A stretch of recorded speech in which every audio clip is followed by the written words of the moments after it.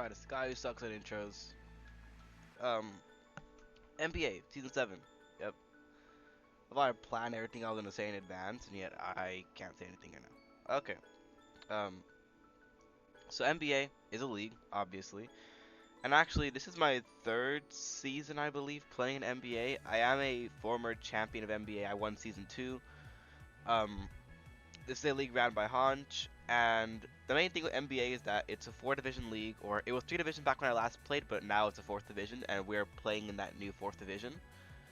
And those 4 divisions are Moonblast, Moongeist, Moonlight, and Bloodmoon. Each one having different formats. Moongeist is Ubers, Moonblast is Natdex, Moonlight is low tier, and that's the division that we used to play in. I played in Moonlight for 2 seasons. I won Season 2 of Moonlight. And Blood Moon is I believe it was supposed to be a champions only league for a while. That's why it says All-Star Division on it, but I think that got changed and now it's just like an alternating format every year. The format this year is trashmons, which means so in Pokemon, you have low tier. You have your low tier draft leagues where you have like your top Pokemon. There's stuff like the Feraligators and stuff like that. Nothing insane. Some mons that can still find some viability in normal draft, but really shine in low tier. And then you have the low tier of the low tier, and that's what Trashmons is. It is the best Pokemon in the format. You got stuff like Vileplume, Poliwrath, Chatot, stuff like that are the best mons in the format. Like Veluza, stuff like those are the best mons in the format.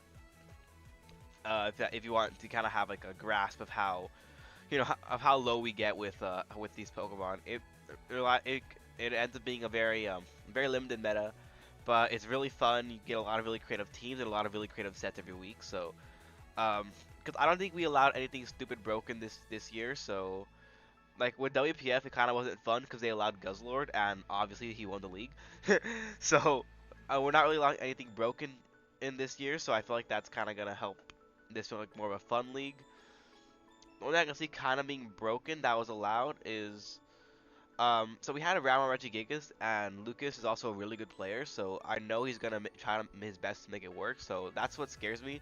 It's not really the Regigigas itself; it's the fact that it's a really good player who has it. I believe I've beaten Lucas in the past, but I know he's a super good coach, and no one to underestimate. So I want to see how he does with the Regigigas and how if he's gonna be able to make it work. But this isn't about him. This isn't about the other coaches. This is about my draft.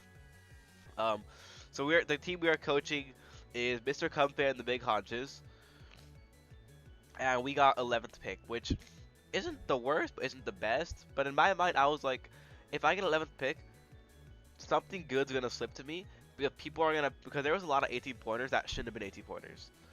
There's a lot of really high tier mons that should have been much lower, and I was like, so because the tiers was a little weird, so I was like, people are gonna fall for the traps. People are gonna see this really high tier mon and be like, oh, that must be good, and then like it's a really trash mon. Um, and yeah, it did happen. So people did pick mons like that. So I thankfully got to actually get a really good mon come back to me. And I saw 2 mons getting back to me, and I was like, well, I gotta pick between these two because they're both insane. But I decided to go with the one that I've known how to use. I used it in Trash Mons before. It's just one of my favorite mons in general, as well because I am a Doberman owner, and this mon is based off of Doberman. That's gonna be Oakland, our Houndoom. Houndoom is very good. Houndoom is very good. I don't know what else I'm gonna say about it. Houndoom is very good. Um, as you see, of course, insane special attack, really fast, and has good physical attack, so has opportunity for like physical sets. The special bulk isn't the worst for some switch-ins, but really you don't want to switch in too much. You want to keep Houndoom healthy as long as you can.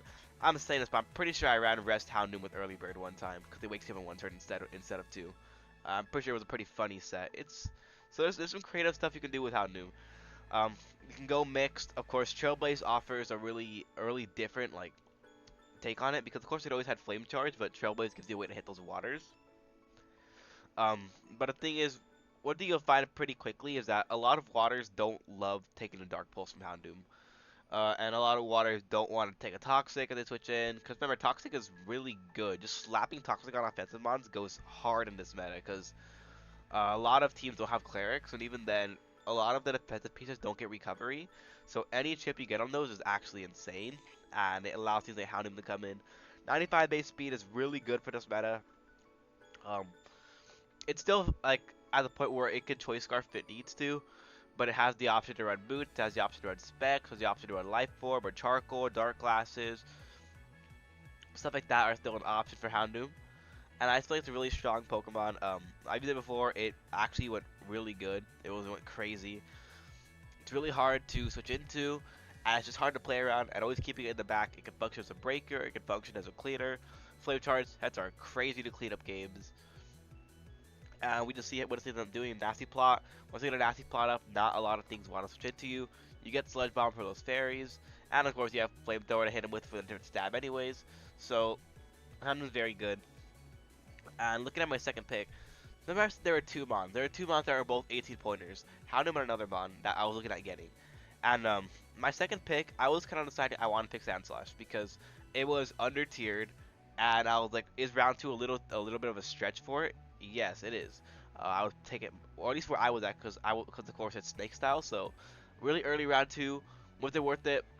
I wasn't fully sure, but it basically secured half my hazard game right there. And I got sniped the pick before me, which is just the worst feeling. But the second 18 pointer that I was looking at was still around, and I just figured, you know what? It works really well together. Why not have Vileplume and Houndoom stay low to Carl or Vileplume? And Vileplume is an insane defensive mon. I mean, Strength Sap just ruins physical attackers. It's got honestly a decent defensive typing for the meta, and it just does a lot. It hits pretty hard. 110 special attack is nothing to scoff at. It does hit hard. It spreads toxic, it's immune to toxic, and it can sponge knockoffs, which is the best move in the meta because it doesn't care too much about losing Black Sludge or Rocky Helmet or whatever it has. And sometimes just that little Rocky Helmet chip just from the time you click knockoff is enough for you. So we all love. So Vileplume's amazing. It does really well with Houndoom for those waters, for those fairies, and of course, if we want to run like a more of an offensive Vileplume, Houndoom takes care of the steals for this thing. So Vileplume ended up working really well with Houndoom. Those two end up being really good mods together. Love those two. I think we're gonna get a really good team out of that. It'll be a really fun year. We're gonna see what teams they're gonna do for us. But yeah, just defensively, Vileplume could do a lot. Vileplume could kind of do it all. It's a main defensive staple. Just sits there, it takes hits, and it just smiles and waves. It's hard to kill, especially because I have the Houndoom, so I have a really good Vileplume killer, and this is a really good switch into stuff like Sneasel Hisui, so which I think is heavily overrated. People wanted it banned, but I don't think it's that good. So we'll see what happens. But it ends up being really good stuff as it's mons like that, mons like Poliwrath, which I actually had in WPF, and it was insane. I had a chance to get it again, but didn't. Mons like Sceptile. Like, there's a lot of really high tier mons that don't really love going against Vileplume. Of course, Hitmonchan. So Vileplume ends up being a really good Pokemon defensively against a lot of the top threats in the meta. That's why I think it's going to be really good for us. Heading into our third pick. After we picked Vileplume, I was kind of like, okay, so we kind of want a ground immunity because Vileplume's on a ground resist. I was thinking we also kind of want probably want another water killer for Houndoom. Just overall, we need some pivot, we need some utility. So I went with another mon that I've used in trashmons before, and that was Emolga. We got Zapdos at home, our Emolga. Don't let the stats fool you on this thing. It is one of those Pokemon that plays well above its base stat total. It is very good, it's fast, it's Volt Switch, U-turn, so the same pivot, and Defog gives you Roost, Defog you get Roost, so it just ends up being a really strong Pokemon in the meta. It's pretty hard to play around, because it seems just to live everything. Static can be really annoying. Of course, Motor Drive gives you a electric immunity, instead of just a neutrality to it. So Emolga ends up being a really strong Pokemon. The offensive sets aren't honestly the worst thing. You do get knockoffs, so it's our first knockoff user. It's a mon that probably wants to run it a lot. Thunder Wave is also really annoying if you can slow down, some of the faster threats in the meta like Sceptile. You can do a lot with this thing. And just overall, Emolga is a really strong Pokemon.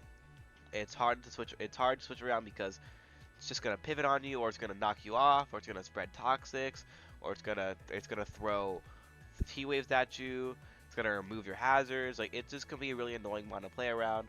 I think it's heavily undervalued by a lot of players in trash mods. It is a really good utility mod. It will do a lot for you. Um, and like I said, offensive Emolga sets aren't the worst because of its speed.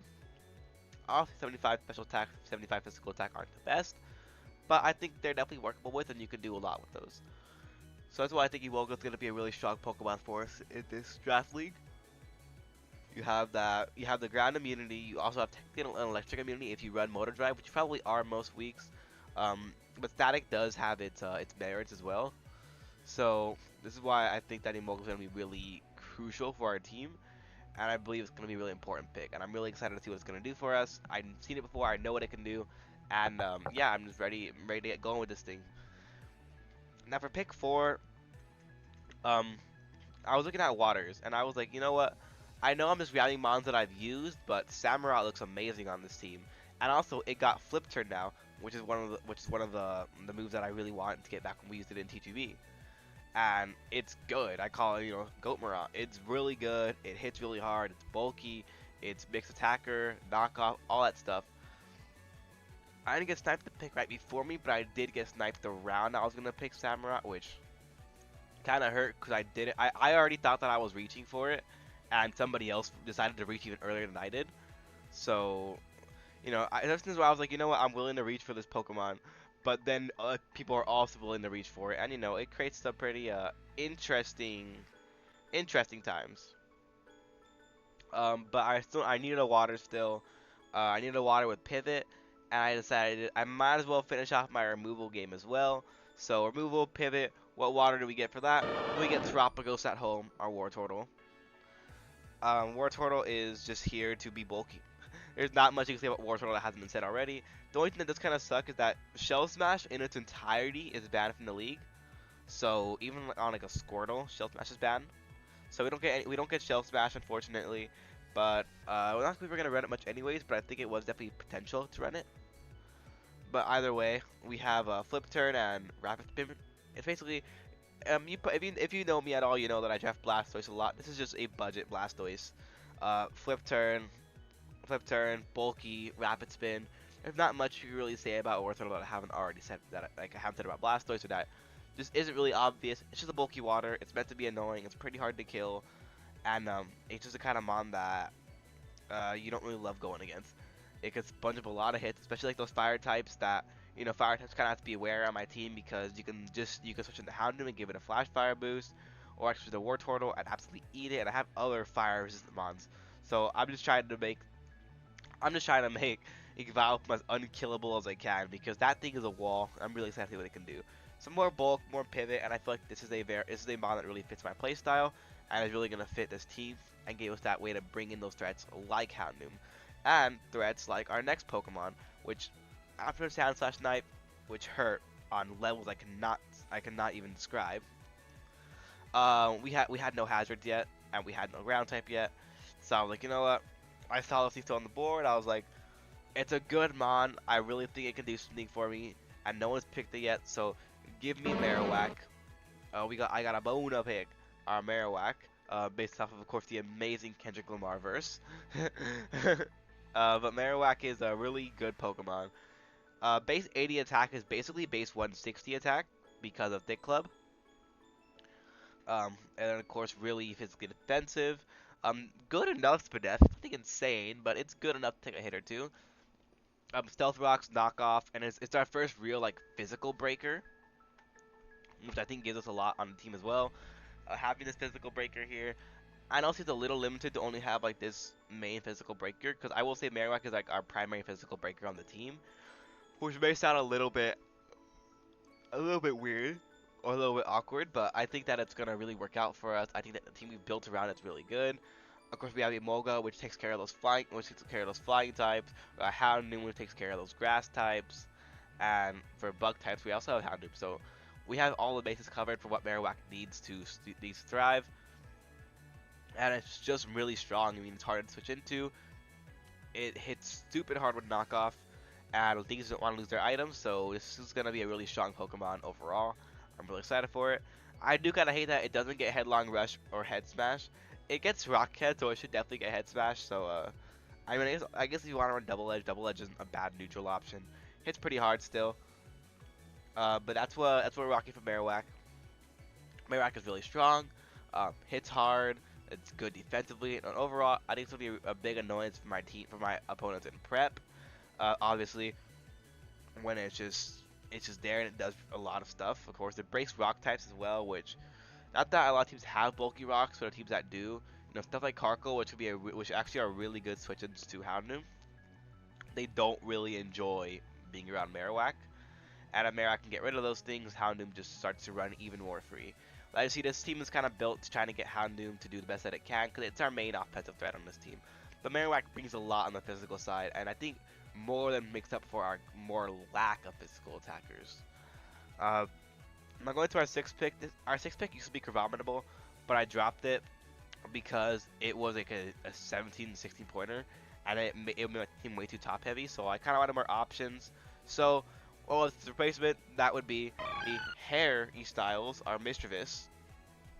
Um, there's not much to really say about Mischievous, I guess. It's a bulky ghost, but it also has the possibility of offensive sets. So it's not limited to like the bulky sets a lot of people think that it is, and it ends up being a really strong Pokemon overall. I think that it's going to be really good for us. I think it's going to put in a lot of work.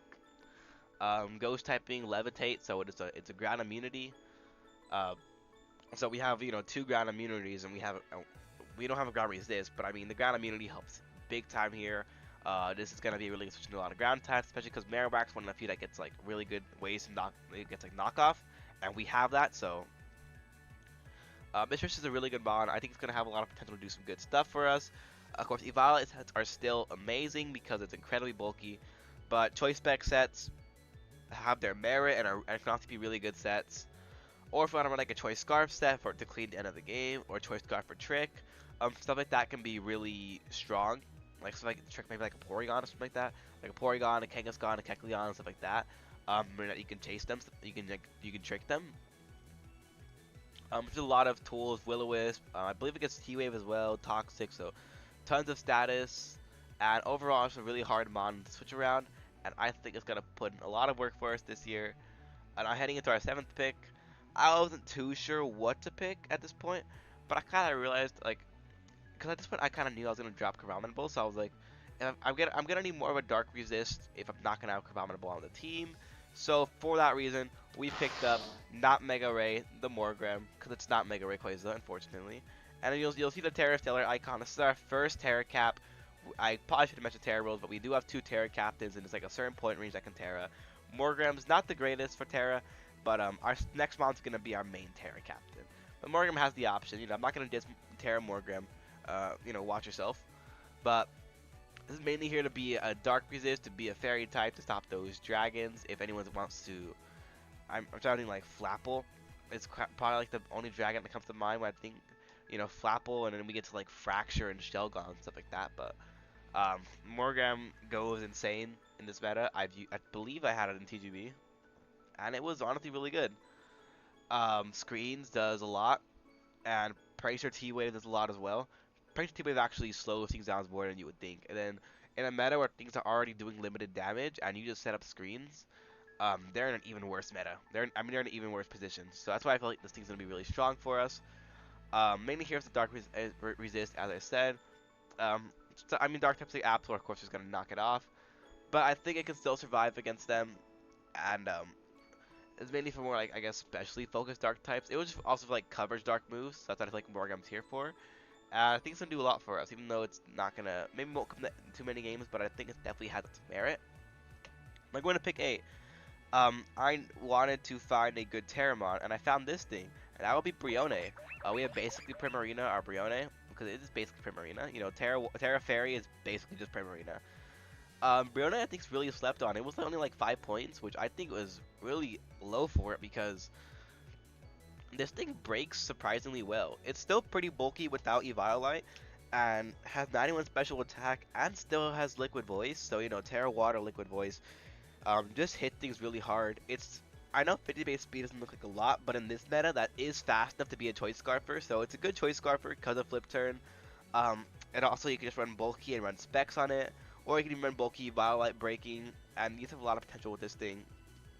Hyper Voice, Moonblast, Ice Beam, Grass Knot. It gets a lot to deal with other Pokemon, to deal with other like threats. Um, it, and it's kind of just there just to be a low tier breaker that I think people are really gonna sleep on. I think a lot of people are gonna see Primarina as a, I mean not Primarina, that are gonna see Brianna as the threat that it is, and it's just gonna put in a lot of work for us. Liquid Voice, Hyper Voice still hits really hard, just as it does with Primarina. This thing basically just does what Primarina does, and it's really strong, and I think it's gonna work out really well for us as a Pokemon. And I think it's a great Terra Captain and a great late pick.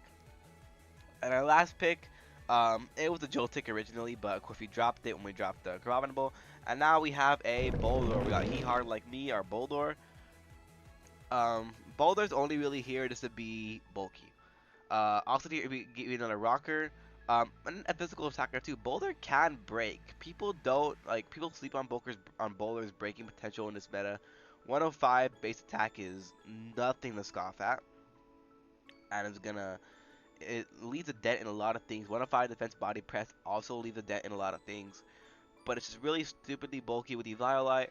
Even without it on the physical side, it's still insane. Special side's a bit more manageable. But boulders just can do a lot for us, and I think it's heavily slept on. Stealth rocks are gonna help us out a lot as well, having two main rockers in Marowak and Boulder. And I just think in general this thing's gonna work really hard for us. So I'm excited to use it, and that's the team. Only 9 Mons. So this is an overview of our whole team. As you see here, this is gonna be our squad for the year, barring any transactions, which of course I'm not really known for making transactions. But yeah, that's gonna be the team. So we're gonna see how the season pans out for us. I think I like the team. I really do think that it has a lot of mods that are gonna put in a lot of work. It has great pieces on it. And I think in general it's gonna end up working out for us. It's gonna end up working out for us, I think. Especially at the meta where a lot of people here are kind of lost in what they're doing, and we have a little bit of experience in this meta, so. I just think that it's gonna play. This is my time to shine. I'm a low tier player through and through. Even though I don't think I've ever actually fully uploaded a low tier league besides TGB, where I think I made it. I think TGB I uploaded almost the whole thing, but I don't really upload low tier leagues. But low tier is probably my favorite. Is my favorite meta, and I think it's one that I'm the best at. So I think we're gonna do really good here. Of course, I think that we can get really creative with some of these sets, and we can take the league by storm. And I think we're gonna have a really good season. So that's gonna be the team. Hope you guys enjoyed this. If you do, cool, I guess. I mean, you want a cookie or something? Anyways, yeah, bye.